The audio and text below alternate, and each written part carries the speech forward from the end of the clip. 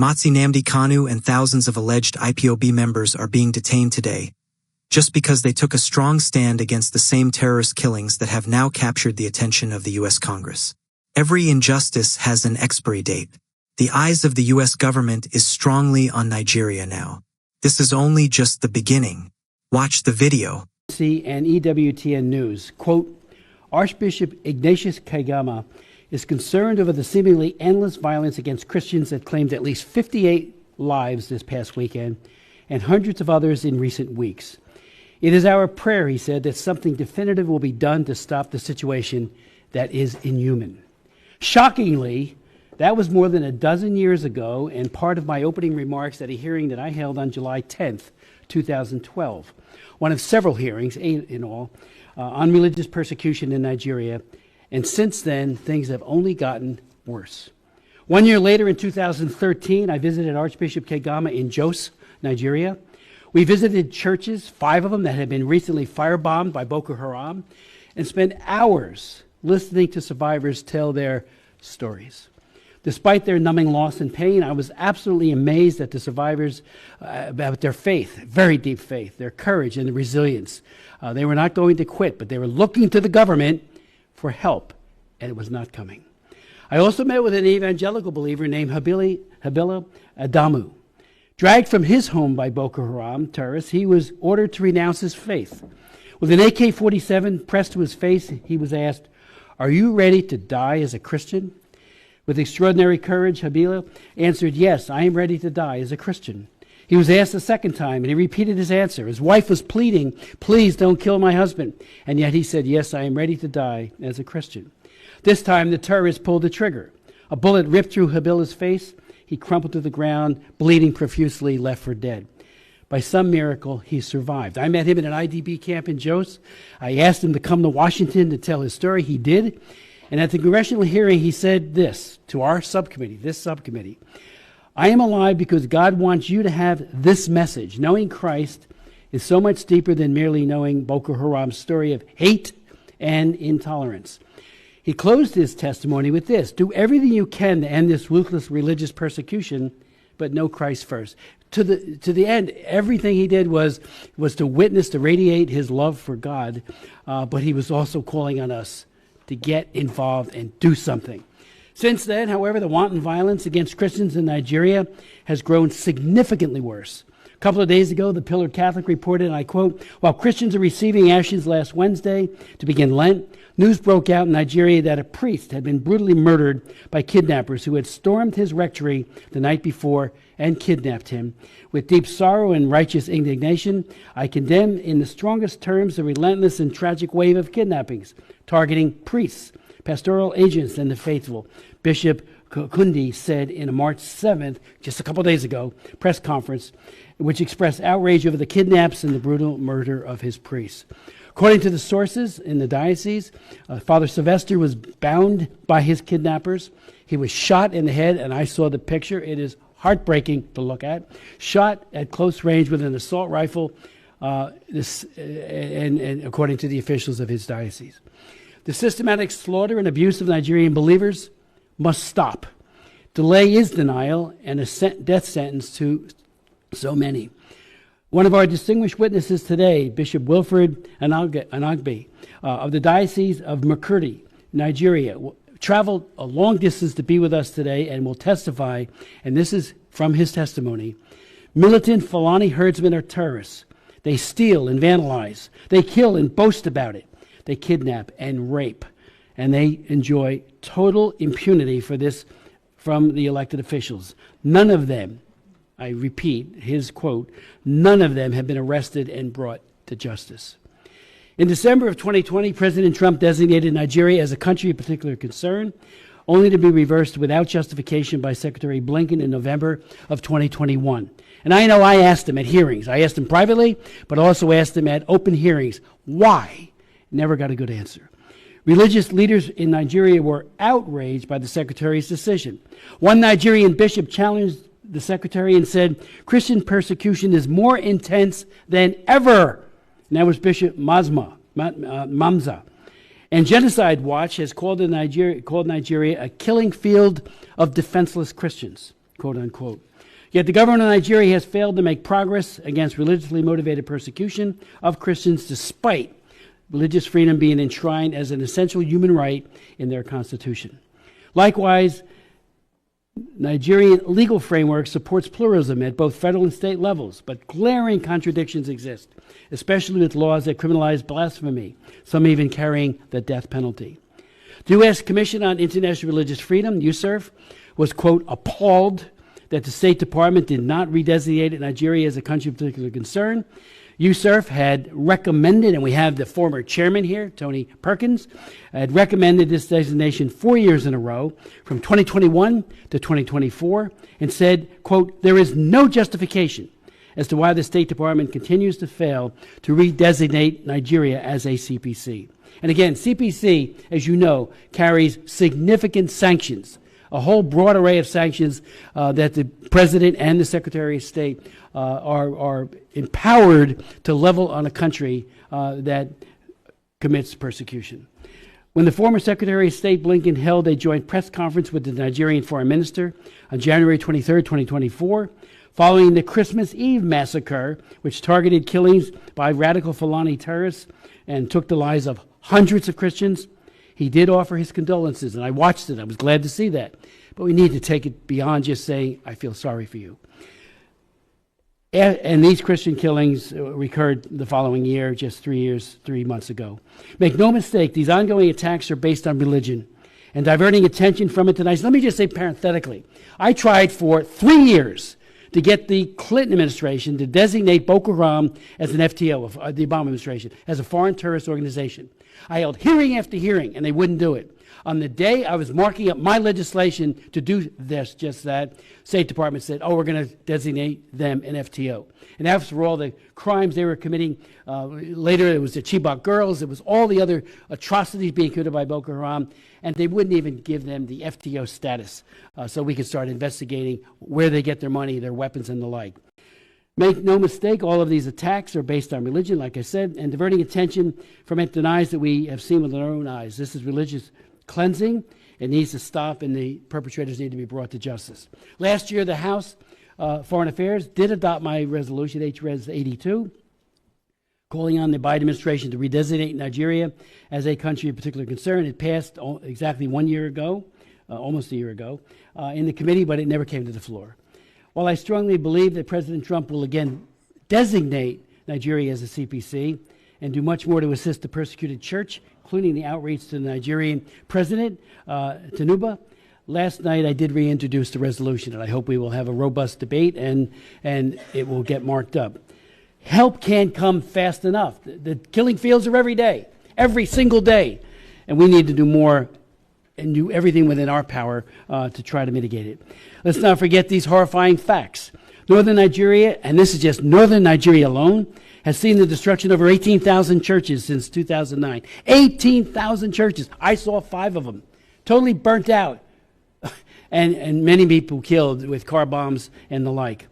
An August 2024 report from the Observatory for Religious Freedom in Africa found that 55,910 people were killed and 21,000 people were abducted in the context of terror groups in Nigeria within just 4 years, from October 2019 to September 2023. I would point out that approximately 34,000 are moderate Muslims that have been murdered in Islamic attacks, and we speak out for them as well. I have met with imams in Nigeria, and if they speak, they're visited that following week by one of these radical Islamist groups, and it's not pretty. They'll kill them or do other kinds of mischief. About 5 million Christians have been displaced and forced into internally displaced person camps, IDP camps, within Nigeria. The 2023 watch list released in January by Open Doors this past January found that 89% of Christians, 89% of the Christians who were martyred in the world are in one country, Nigeria. The targeted violence starkly highlights the precarious state of religious freedom in Nigeria. Again, we're asking the president, Tinubu, he's got to take action. And we're going to, I'm hoping to lead a delegation to Nigeria. We've got to raise these issues, but it starts at the top. I've been to Abuja many times. The president has real power. He can do it. And we're calling on him to do that. Let me also say that and I will put the rest of my statement into the record, but this hearing, we're hoping, will be a catalyst for action by our own government and also by Congress, and of course, above all, the executive branch. The new president has a lot to do, and I think he'll do this, and then, if necessary, impose sanctions. Where that has happened, there is change. Where it doesn't happen, the status quo, the killing fields continue. I'd like to yield to Ms. Jacobs for any opening comments you might have. President Donald Trump is set to impose heavy sanctions on Nigeria for being the #1 country where Christians are killed most in the world. The United States Congress has given President Donald Trump the green light to impose severe sanctions on Nigeria following reports that Nigerians account for 90% of Christians killed worldwide each year. Chairman of the U.S. House Foreign Affairs Subcommittee on Africa, Chris Smith, announced the decision after a congressional hearing on the persecution of Christians in Nigeria. The session featured testimonies, including that of Bishop Wilfred Nnamdi of Makurdi, who described militant Fulani herdsmen as terrorists operating with impunity. Smith criticized the Nigerian government for failing to protect Christians, citing a report by the Observatory for Religious Freedom in Africa, which documented over 55,000 killings and 21,000 abductions linked to religious violence between 2019 and 2023. He also blamed the previous Biden administration for removing Nigeria from the Country of Particular Concern, CPC, list, a designation Trump had initially placed on the country. Urging Trump to take decisive action, Smith reintroduced a resolution calling for renewed CPC designation and potential sanctions if the violence continues. He stressed that intervention was necessary to stop what he termed religious cleansing and to hold perpetrators accountable. This hearing should be a catalyst for action, Smith stated, adding that where sanctions have been enforced, change has followed. He expressed confidence that Trump would take the necessary steps, including engaging Nigerian President Bola Tinubu on the crisis. Nigerian government replying to U.S. amid fear of sanctions, has shamelessly said that killings from bandits' attacks are not targeted at Christians. What a shame. The Nigerian government has denied the United States allegation of targeted killings of Christians, dismissing the claim as a misleading campaign aimed at pressuring foreign governments to designate the country as a country of particular concern, CPC. In a statement on Friday, the Ministry of Foreign Affairs, through its acting spokesperson, Kamibi Ibienfa, refuted recent reports, stressing that violence in Nigeria is driven by criminality, insurgency, and banditry rather than religious persecution. The Ministry of Foreign Affairs wishes to express strong concern over the recent wave of misinformation and misleading reports regarding the supposed targeted killings of Christians in Nigeria. The statement read, "The unfortunate development is intended to influence foreign governments, especially the United States government, to designate Nigeria a country of particular concern due to the violence against Christians." The government's response follows a congressional hearing by the United States House Foreign Affairs Subcommittee on Africa, which authorized former President Donald Trump to impose sanctions on Nigeria over alleged widespread killings of Christians. Lawmakers at the hearing had expressed frustration at what they described as the Nigerian government's failure to protect Christian communities from attacks. A report by the Observatory for Religious Freedom in Africa, cited during the hearing, stated that Nigeria accounted for 90% of all Christians killed globally each year. Between October 2019 and September 2023, over 55,000 people were killed, and 21,000 were abducted by terrorist groups. The report had also aligned with findings from Genocide Watch, which called Nigeria a killing field of defenseless Christians. However, the Nigerian government rejected these assertions, maintaining that security challenges in the country affect all citizens regardless of their faith. While the federal government acknowledges the security challenges confronting the nation, it is imperative to clarify that these negative activities are not driven by religious bias, nor targeted against any particular religious group, the ministry stated. The statement further explained that violence in the predominantly Muslim northern region is not aimed at a particular religious group. It should be noted that the majority of incidents relating to insurgency and banditry that occur in the predominantly Muslim northern part of Nigeria are not targeted at followers of a particular faith or religion. Any narrative that seeks to give such incidents a coloration of religious persecution is erroneous and misleading. the government reaffirmed its commitment to protecting all citizens, highlighting ongoing military operations against insurgents and efforts to resolve communal conflicts, including clashes between farmers and herders.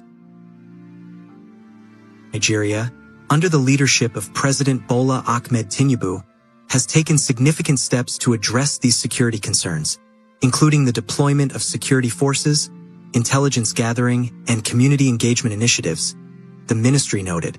The statement urged the international community to verify claims before making pronouncements that could escalate tensions in Nigeria. It also called on the media, civil society organizations, and foreign partners to avoid spreading unverified allegations. Nigeria remains a beacon of religious tolerance and coexistence in Africa and is committed to preserving this heritage. We welcome constructive dialogue and support from the international community in addressing our security challenges. However, we strongly reject any attempts to wrongly designate the country, distort the narrative, or sow seeds of discord among our people. The controversy follows calls by U.S. lawmakers, including Representative Chris Smith, for Nigeria to be reinstated as a CPC. Smith criticized the Biden administration for reversing the designation in 2021 and accused the Nigerian government of failing to protect Christians. The government of Nigeria has failed to make progress against religiously motivated persecution of Christians, despite religious freedom being enshrined as an essential human right in its constitution, Smith had stated.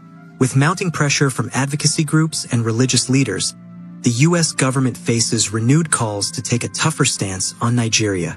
However, the Nigerian government remains firm in its rejection of claims that religious persecution is state-sanctioned, insisting that the country's security challenges are broader and not faith-based. This is just the beginning. The people of God must be free, Nnamdi Kanu must be free, and Biafra must be free. Stay tuned for more updates. Stay safe and have a blessed day.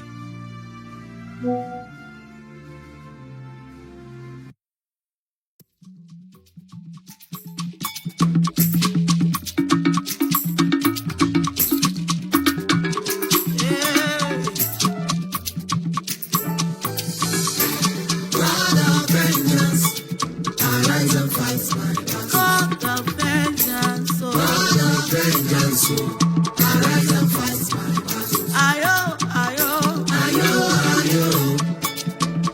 Defend my case. Ayo, ayo, ayo, ayo. Defend my case. God of vengeance, arise and fight my battle. God of vengeance, arise and fight my battle. Ayo, ayo, ayo. Defend my case. Defend my case. Ayo, ayo, ayo. Defend my case.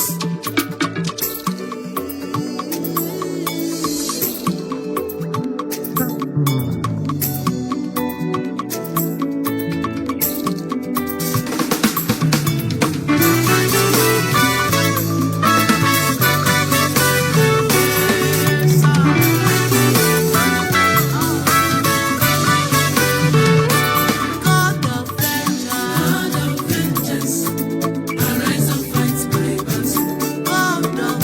God of vengeance, arise and fight my battle. God of vengeance, arise and fight my battle.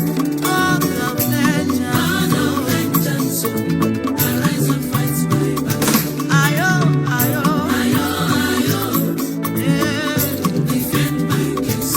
Ayo, ayo, ayo, ayo. Defend my case. God of vengeance, arise and fight my battle. God of vengeance, arise and fight my battle. Ayo, ayo, ayo. Defend my case. Defend my case. Ayo, ayo, ayo. Defend my case. Onisia, Onisia, Nnamdi Kanjiabamba. Onisia, Onisia, Nnamdi Kanjiabamba. Onisia, Onisia, Nnamdi Kanjiabamba. You are my